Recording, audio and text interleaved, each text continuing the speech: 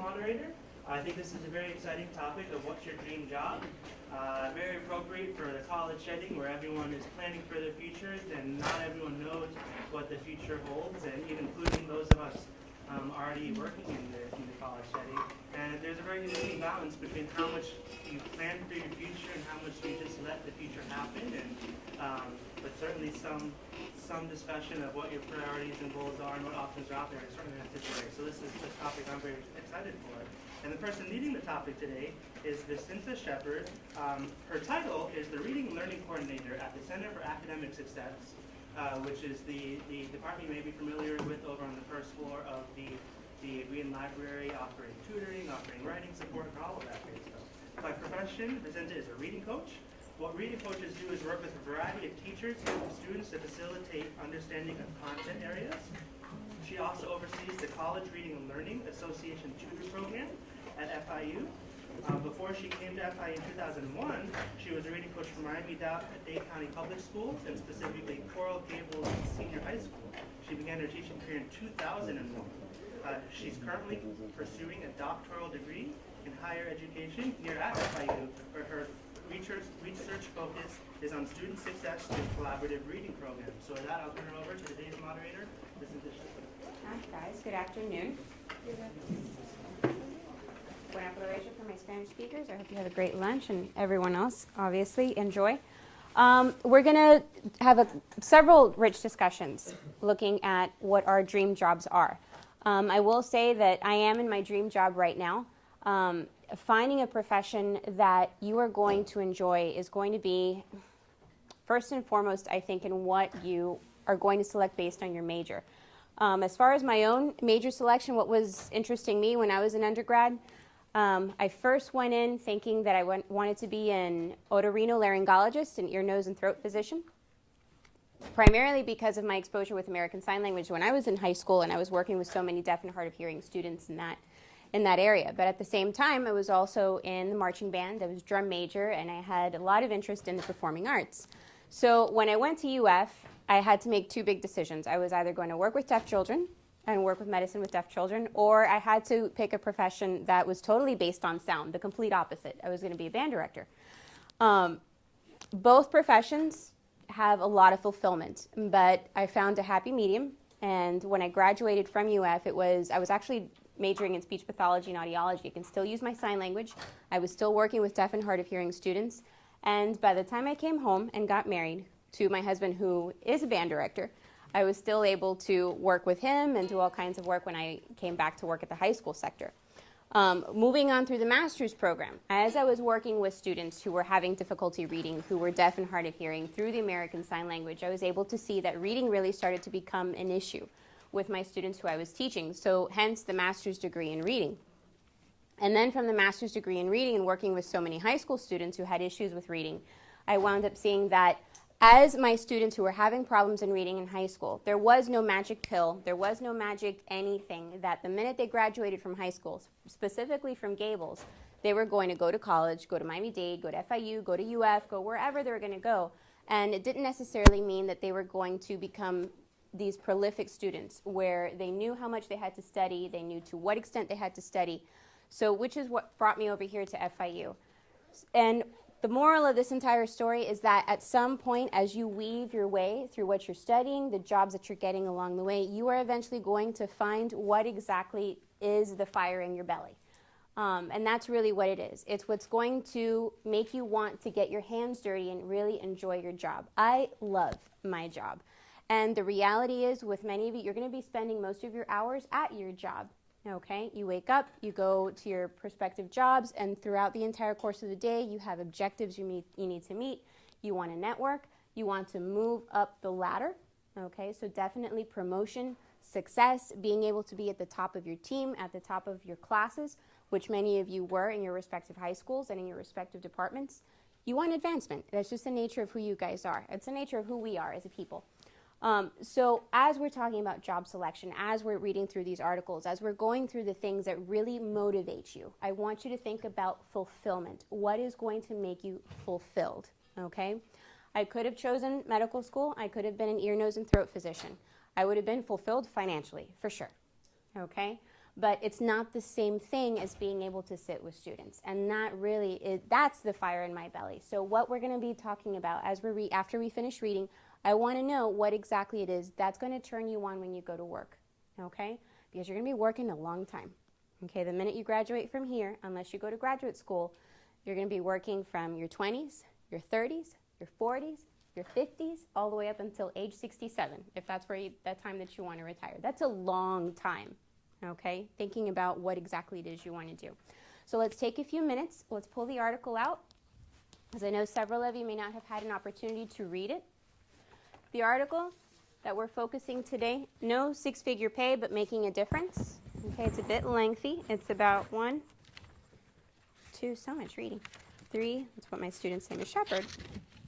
4, it's a little bit of, oh, do they? Okay, perfect. I'll fill in the gaps after you guys have finished reading, just to cover some main points. So take a few minutes and read that, and then we'll cover the highlights. Yes, sir? You need a copy?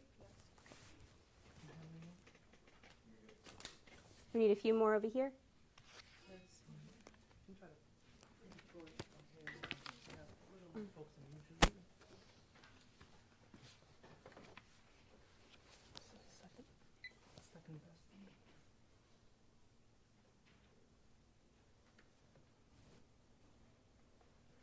Eric's going to find it for us on the archive.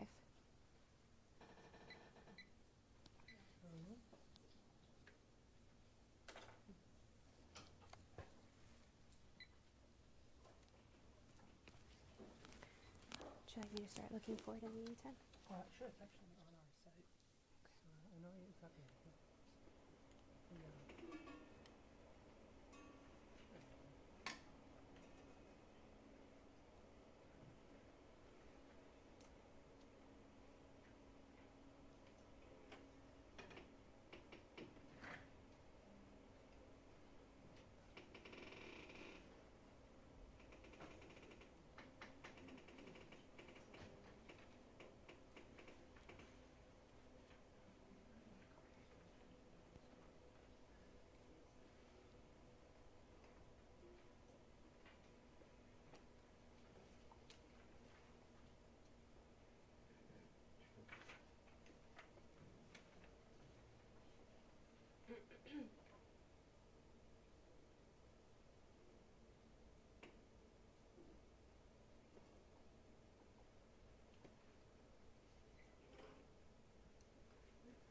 I apologize to those of you who don't have an article. We have a pretty big crowd today. It's hard to gauge exactly how many copies to make, but we'll go slowly through here. Have it up here, second best option, and you'll at least get the general idea. So I appreciate it.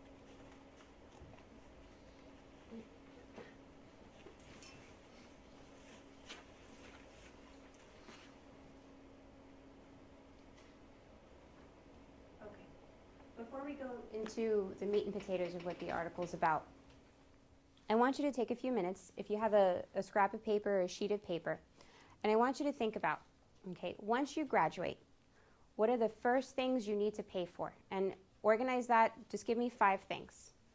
Okay, what is the first thing that you think you're going to have to spend? Is it paying off your loans? Is it buying a new car? Are you interested in buying property? You want to move out? For many of you, that would be number 1 on your list. At least that was with mine. Okay, so list 5 things that you definitely know are going to be an expense when you graduate. Also, just really quickly, if you want to pull up the article on any of your devices, or if it's just a topic that really interests you and you want to go back and read it later today, on the Global Learning website, goglobal.fia.edu, you can just find the MMC schedule over here on Tuesday Times Roundtable. And all you have to do is click on the title of today's talk, and there's the article for you. So you can pull that up, or if you want to read that later, it's on there.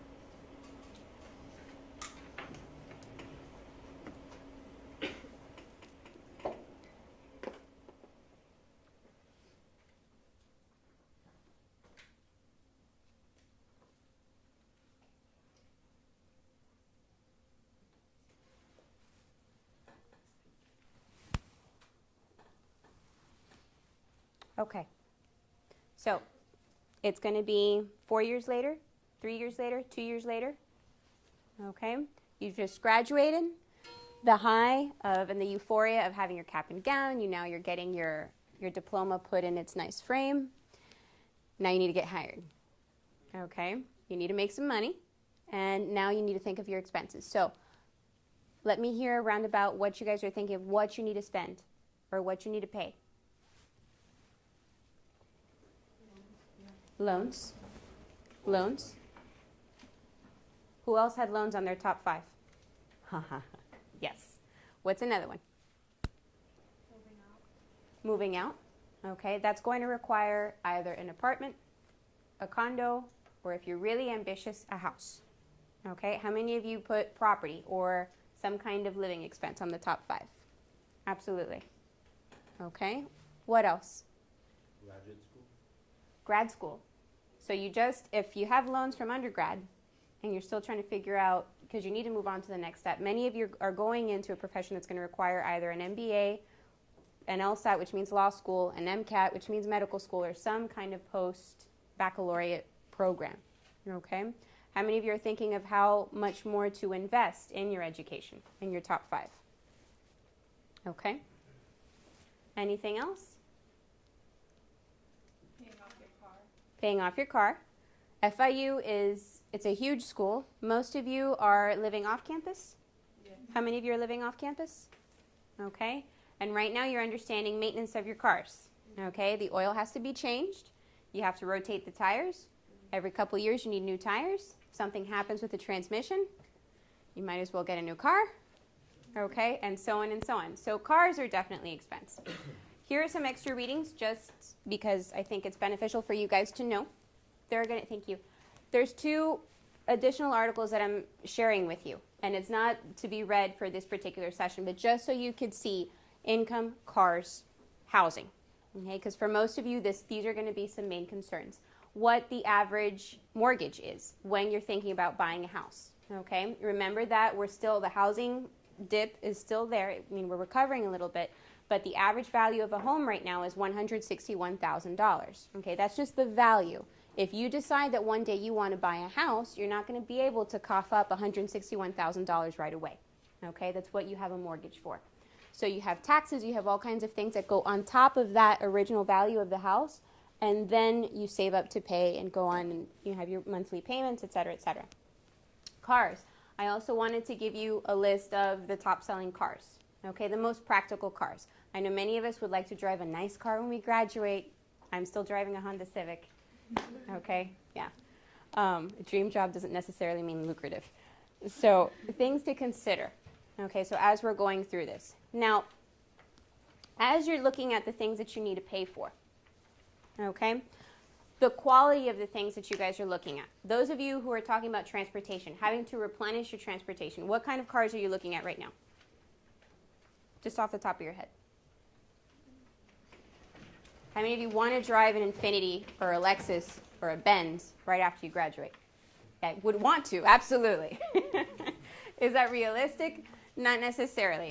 So these are some things I want you to think about as far as income, what are going to be your expenses, okay?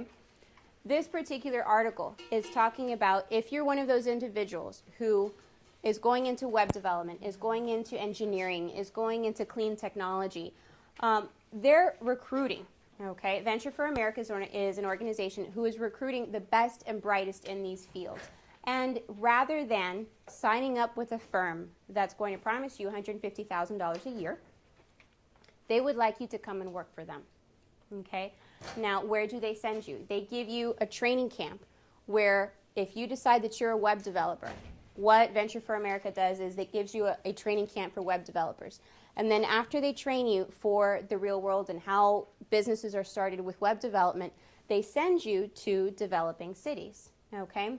You saw in the article it had addressed cities like Detroit, New Orleans, Las Vegas, Minneapolis, Cincinnati, Cleveland. They're not as pretty towns as Miami. And I will say for those of you who grew up here, you're kind of sick of Miami at some points. You appreciate it when you leave and come back. There are some cities that are not as glitzy as Miami. We attract a lot of people because of our tourism. So a lot of money goes into Miami, but what do we do with those cities like Detroit, like New Orleans, that is still rebuilding because of Hurricane Katrina? Cleveland, what does Cleveland have to offer? Not much, okay? What does Detroit have to offer? There's a lot of crime in Detroit, okay? But these cities are still trying to get up there. These cities are still trying to build their businesses, become booming, have something similar to what Miami has as far as so many people wanting to come to Miami. So how they recruit these students who have just graduated are the best and brightest. They want you to go out there and they want you to help build these companies. So the question that comes out of this article is the time and the learning curve, the things that you learn going out to these cities where you become the main people building a company. This is really getting your hands dirty. You are really having an understanding of what it takes to understand what your job is about, if this is really what you want to do, okay? Versus you graduated with a degree in finance, you now go into Washington and work for Freddie Mac, and not necessarily you're at the top of the food chain, you become one of these individuals who's traveling across the country, okay? Because you have a degree in finance, yes, you're making a nice salary, but you're still at that first echelon of the group of employees that's being hired, okay? So some things I want you to think about, okay? Quality of what you're learning versus money.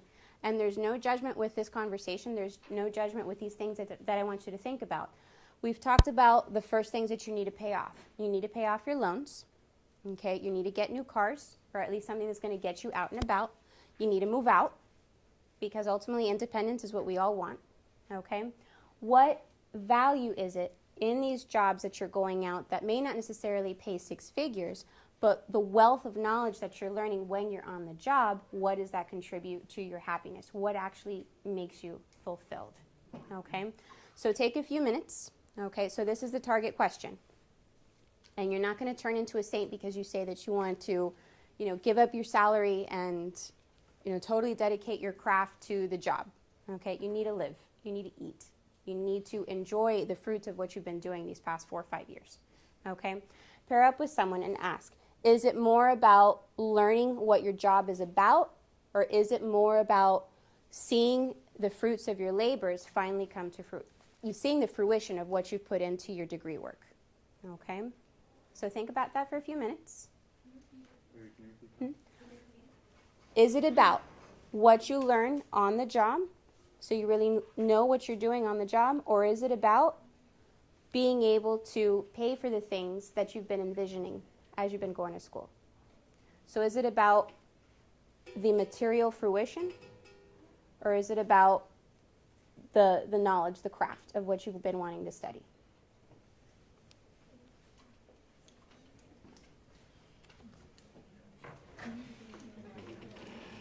Here again, no judgment.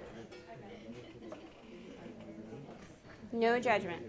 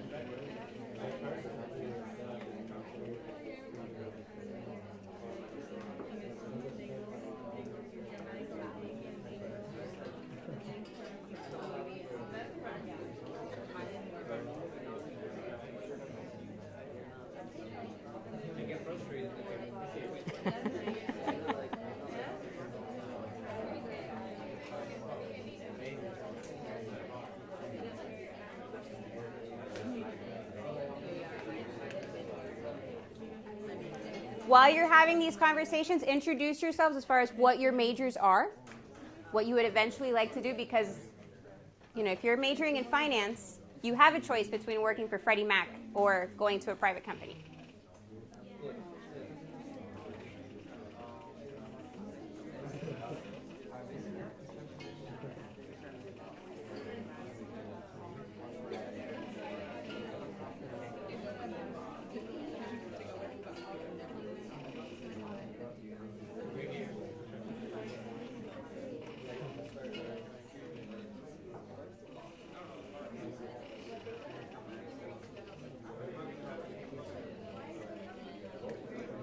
Okay, a couple more minutes, guys.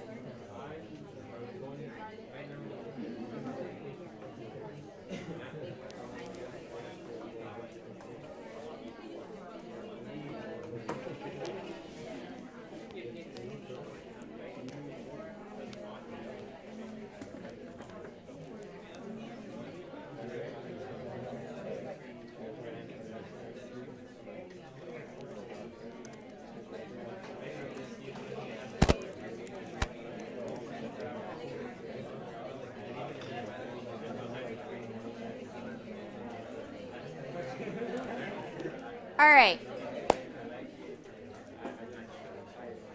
To break the ice a little bit, I'm going to put my husband out there. Okay? My husband was a great example as far as going into big business or doing what he really loved. My husband majored in music. Okay? He's a trumpet player. He's a vocalist. He has sung at Carnegie Hall, and he was an impressive band director. However, back in the 70s, you couldn't get a job as a teacher. I know, big shocker. So he decided to work for a clothing firm, okay? And with clothing, people are still interested in fashion. He had to stay up to date with the latest trends in fashion. He was an accountant for a lot of his department is what was purchased, the inventory. He had to travel across the country to, stay up to date with the clothing firms, with inventory across the country, flying from place to place. At some points he had to move. The company would pay for the movers to go in, pack everything up, and he's on his way to the next city.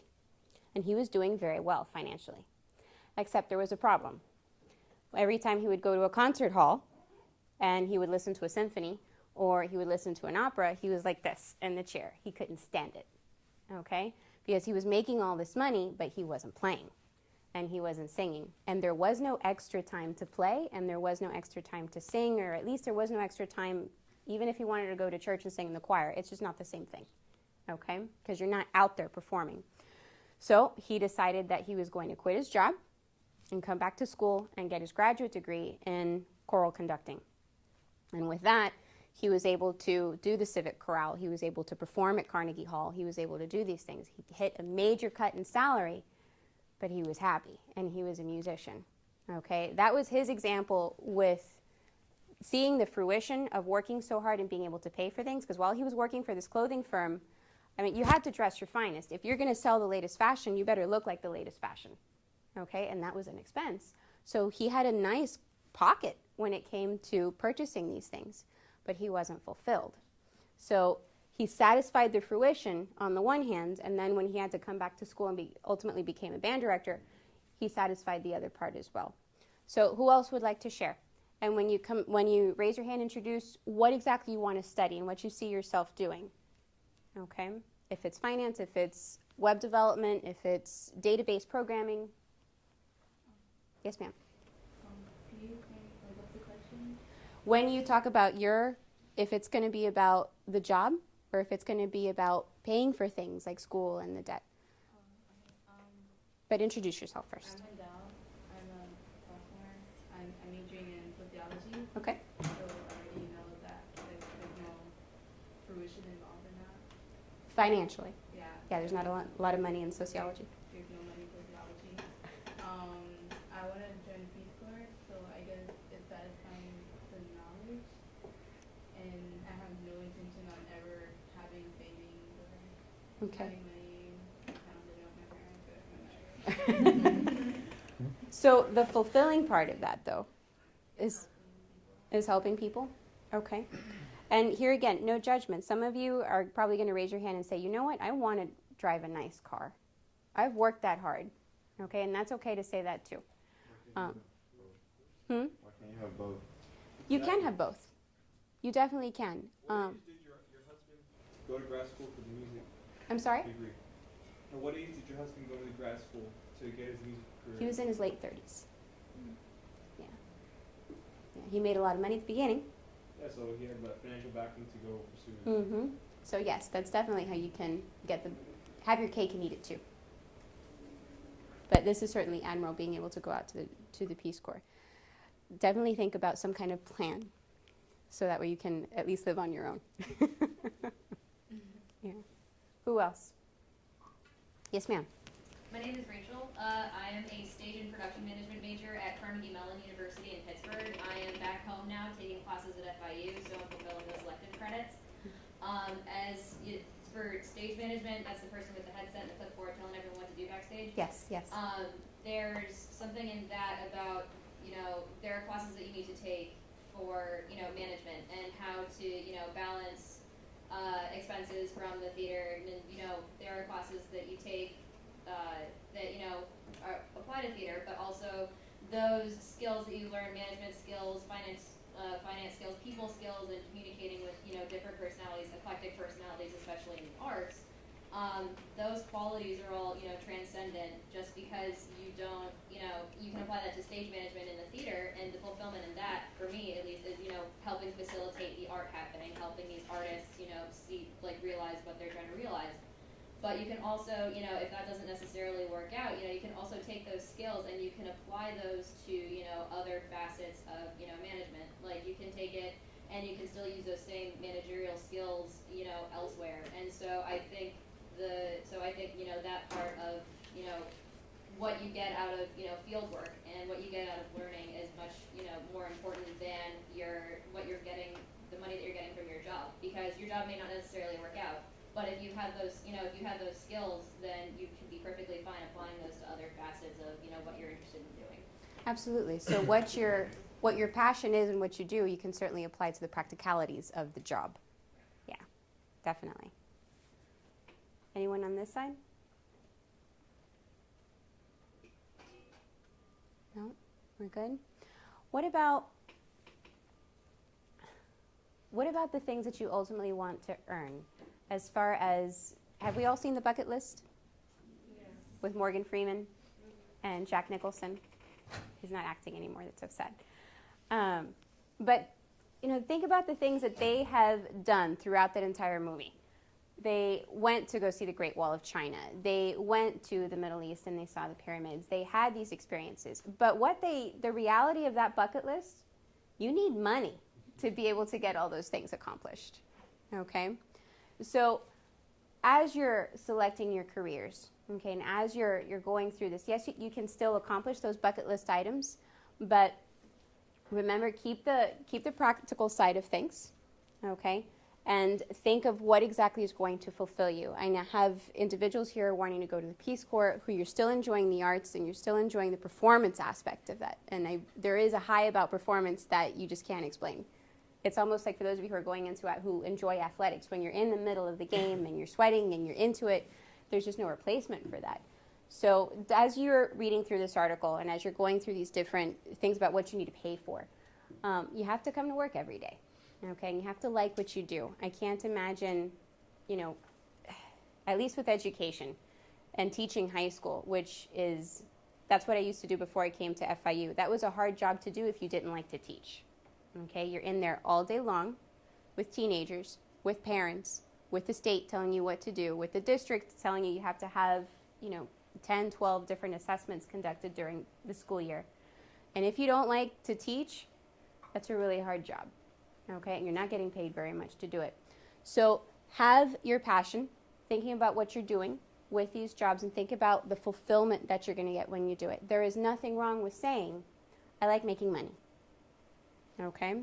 But in the meantime, think about, is it just about the money, but what is the money going to facilitate you doing? Okay, and can those things be accomplished as you are getting your hands dirty in your craft? I'm going to show you the Venture for America website.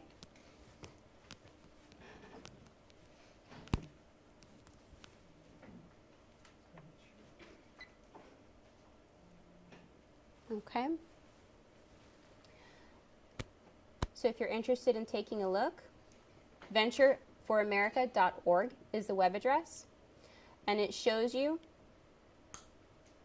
the main components of the program.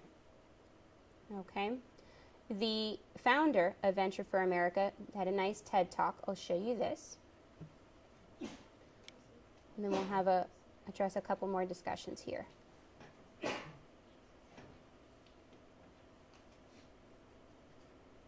we okay with sound?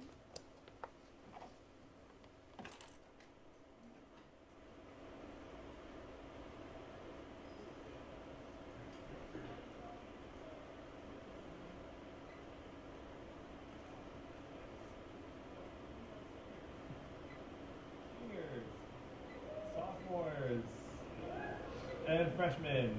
All right, good stuff. All right, so I'm going to talk to you as if you're juniors. I was just going to land in the middle somewhere. It's all good. So the theme is going to be the flow of talent, and the graphic that kicks us off, if I can get this thing to go. Just have some technology happening. And Mike, where do I point this thing? Oh, sorry. Or should I split this thing? Now, so this is the graphic we're going to use to kick off the discussion. And for those of you who are seniors, this might be more familiar than if you're a freshman. So what this graphic represents is that it's a lot easier for a young, smart person right now to become a banker, consultant, or lawyer than it is to do just about anything else. And I resemble this. I graduated from Brown in '96 and did not know what I wanted to do. So I went to law school, which clarifies absolutely nothing. So for those of you who are thinking about law school, you should know that awaits if you do that.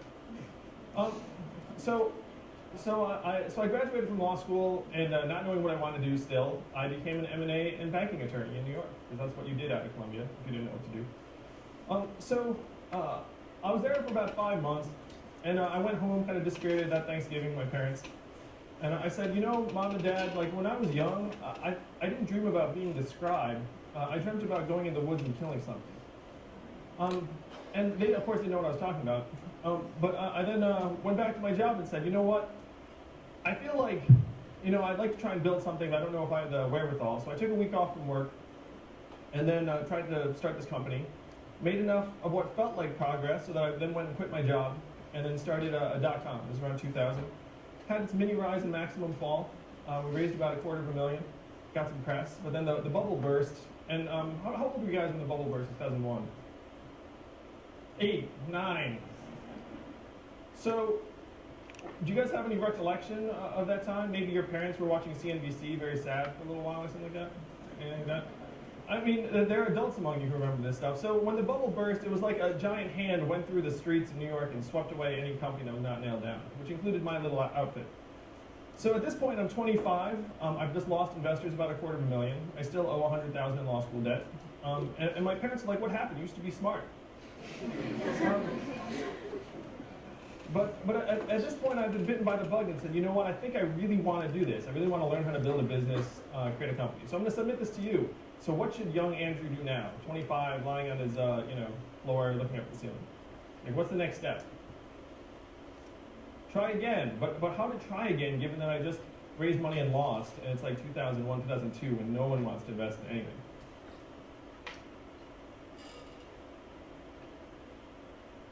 Wow, I don't know what that means.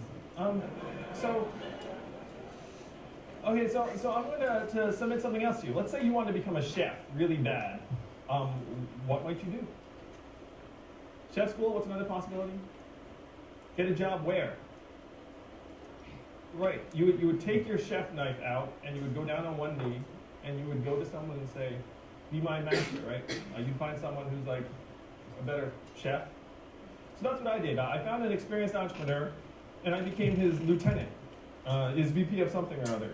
And so for 4 years, I supported him as that company raised about $7 million and went to $3 million in revenue. And then I became the CEO of a company called Manhattan GMAT. Has anyone heard of Manhattan GMAT? Junior, seniors, maybe?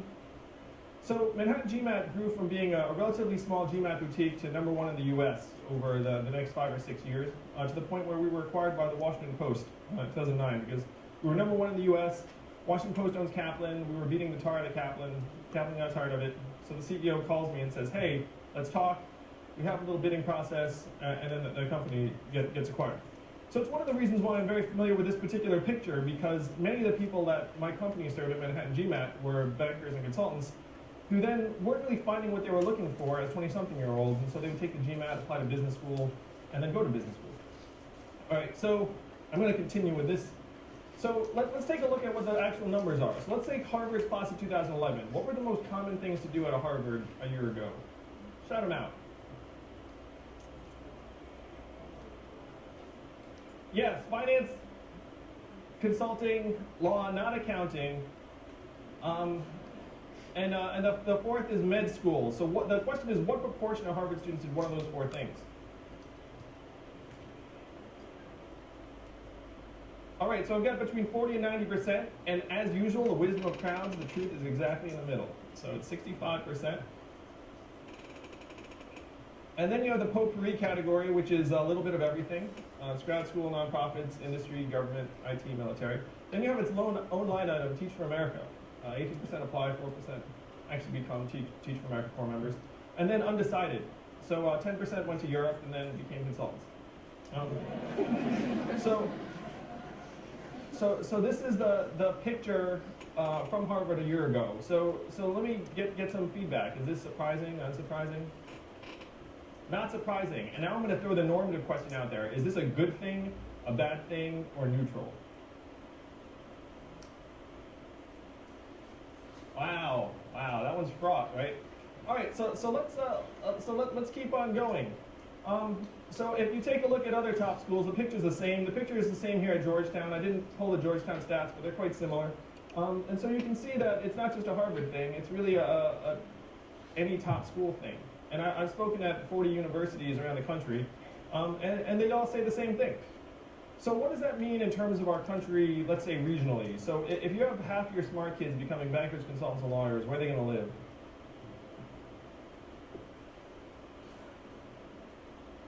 New York, DC, maybe Chicago, Boston, San Francisco, LA. Those are the top 6. We just listed the top 4.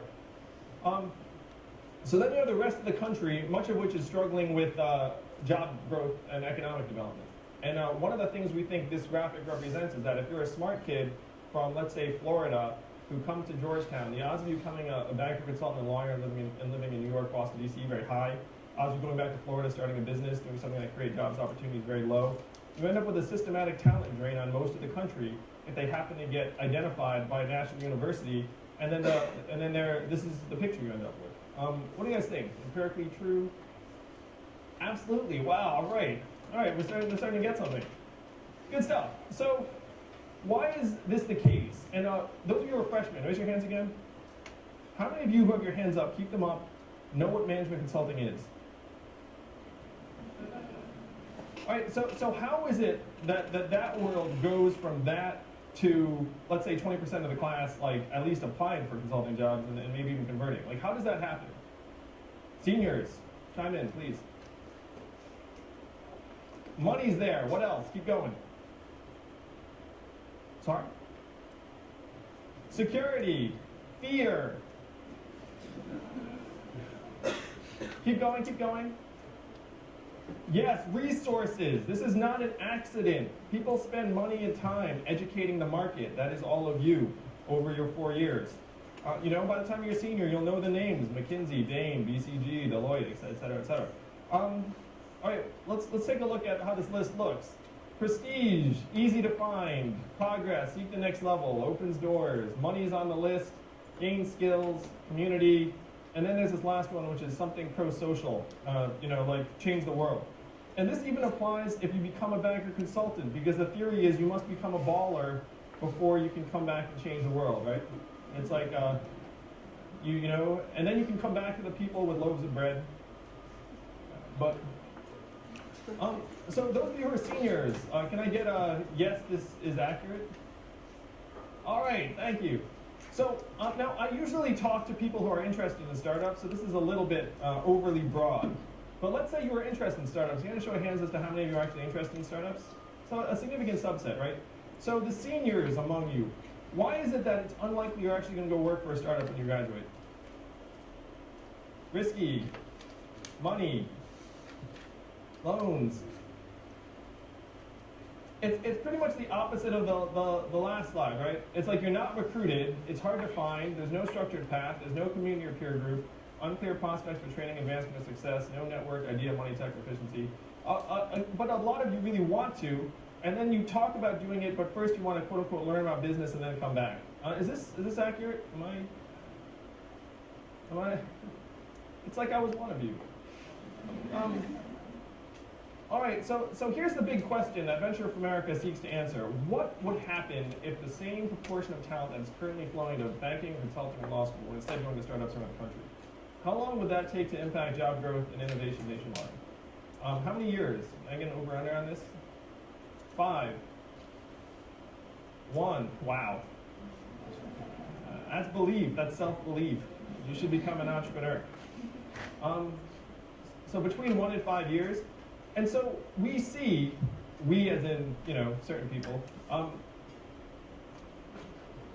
we see that there are structural forces that make this reality very difficult to achieve. Because if you think about who can come get you here in this collection of intellectual capital, it's high resource organizations from high resource industries. And so startups are actually neither of those things. Startups are generally low resource, and they also don't have the time horizon. They can't recruit you 8 months in advance. They don't need 20 of you. It's all real time. And if they came, they would have a hard time competing. So how would you go about trying to fix this problem if you decided that this is a vision worth achieving? If you said, you know what, like this is actually potentially a rosier picture. And speaking personally, I believe it's even a rosier picture for the individual, because there's something about what you do that comes to define you over a period of years. You will actually become a different person. And this is something, you know, if there's one thing you remember from this, as a young person, you imagine that you are a static self. Like, you know, I'm young Andrew and I say, hey, I'm gonna do X, and then I'm still gonna be Andrew, I just will have done X. But the truth is, Andrew changes if you have him go to law school or be in a law firm or, you know, look at contracts all day or whatnot. Like, we're all very adaptable. And so, in my view, the activities that lead you down this road, the startup road, actually end up forming a different self that I'm going to go on a limb and say, for some of you, would be more appealing. But so if you were to want to try and affect this change, what would you do?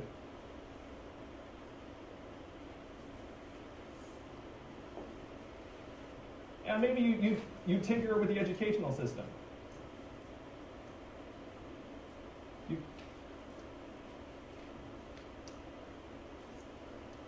Yes. So what you do is, well, if you were me, what you would do is you go raise $1 million and then start an organization that does this.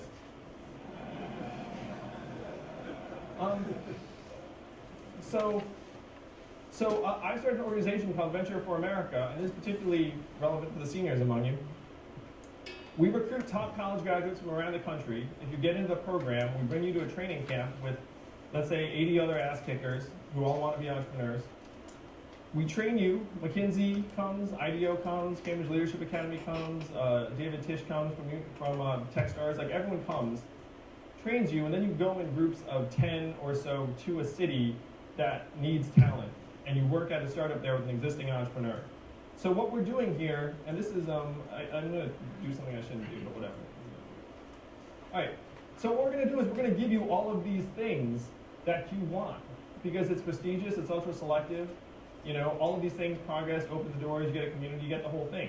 Because we are adults, and if we want you to do something, we shouldn't expect you to have to like somehow swim against some violent current to do it. We should actually pave the path. And so that's what Venture for America is about. It's about giving you all of these things that you want, that we know you want, in order to do what you want to do and what the country wants you to do. And that's build a business in Detroit, New Orleans, New Haven, Baltimore, Cleveland, Providence, et cetera, et cetera. So Venture for America is in the process of doing this. If you come into the program, you agree to work for a startup company for 2 years with an existing entrepreneur at around, let's say, 36 or 38K a year, which doesn't sound like a lot of money, but the guys in Detroit whom I'm visiting next week, they're living in a fancy building with a pool and a gym for $400 a month. So you actually can live pretty well. Plus, they've got 11 buddies around, and they have little road trips, and they have a good time. And then throughout the 2 years, we supply you with programming and support, and at the end of the 2 years, we give $100K in seed funding to whoever's made it through the 2 years and has done a good job. So it's like a combination of everything you guys grew up watching: Real World, Survivor, Exactly. So this is the plan. We're going to create 100,000 new U.S. jobs by 2025, and I just want to bring back the theme. What you guys do is all important. Intellectual capital attracts financial capital, as well as the reverse. If you had enough talented people heading in this direction, then you would see the impact that we're talking about in terms of job creation and innovation. So this is our goal as an organization, to revitalize American cities and communities through entrepreneurship, to enable our best and brightest, that's all of you, to create new opportunities for themselves and others, and restore the culture of achievement to include value creation, risk and reward, and the common good. I think I'm before my time, but that's cool. That's all I have to say. So thank you all. That was Andrew Yang, the creator of Venture for America. Any questions? Talking about career, talking about getting your hands dirty, talking about, okay, so what is the plan at this point? Is the plan after you graduate going to be about going into a startup company? Okay, and what I mean by startup is, are you going to be a first-year teacher? Are you going to be a first-year social worker? Are you going to be a first-year financier, managerial consultant? Okay, and through what vessel are you going to do it in order to get really a handle on your craft? Because many of you are going to graduate, you're going to say, all right, I have this degree. I really haven't practiced it very much. Okay, so how do you know if you are good enough to do what you were trained to do? Okay, so definitely think about that. All right. Here again, I'm in the field of education. So if you have any questions about searching for the entrepreneurial, the Venture for America, I'm actually an advocate of Teach for America for obvious reasons, because I want the best and brightest to go into education. But this is a very similar model. Venture for America was modeled after Teach for America to revitalize the cities across the country. All right, any comments, questions? How would this apply to careers outside of finance or entrepreneurship and business, like engineering or something like that? I think that's something that once Teach for America and Venture for America become successful, there are other companies who would want to do the same thing. Right now, we just have it in education, web development, business startups. So once we prove that through these programs, we're able to see economic growth, particularly in cities like Detroit, who's about to declare bankruptcy, then for those cities who are in a state of financial bankruptcy, it would attract more programs to grow up like this. So for right now, we just have that, business and education, and hopefully it'll be contagious and spread. Okay. What is a startup company? A startup company is, let's say you want to become a financial analyst, or you need someone to take care of your stocks. Okay, you're interested in buying stocks. Let's go into that sector. You have Ameriprise, that is a huge company, and they have tons of financial analysts, and they're able to say, Mr. What's your last name? Blodgett. We think you should invest in Disney, Singer, and a couple other businesses. And that's how you should invest your money if you want to go into the stock market. Now, a company like Ameriprise has tons of people who can provide those resources for you. But if you're a small financial analyst firm and you still want to do the same thing, provide you that service of, you know, where you should put your money, it's very hard for this very small startup company who only has 5 to 10 employees versus Ameriprise that has hundreds of thousands of employees. So a startup company is one who wants to provide a service, okay, but you have a very small amount of people working for you, but you still want to make it. Yeah, that's what a startup company is. Okay. All right, guys. Eric, any closing remarks that you need to? Well, I just thought something interesting I think related to the topic is kind of this idea of colleges being ranked on how much their graduates make. I think that really complicates colleges being able to put people in perspective. Right. Because you get pulled from the into college, you have to find those stem facilities, and then colleges get penalized because they're not going to start making as much money as others. Exactly. Yeah. So other than that, thank you for moderating. Thank you all. Thank you for coming, guys. We're getting finally starting center.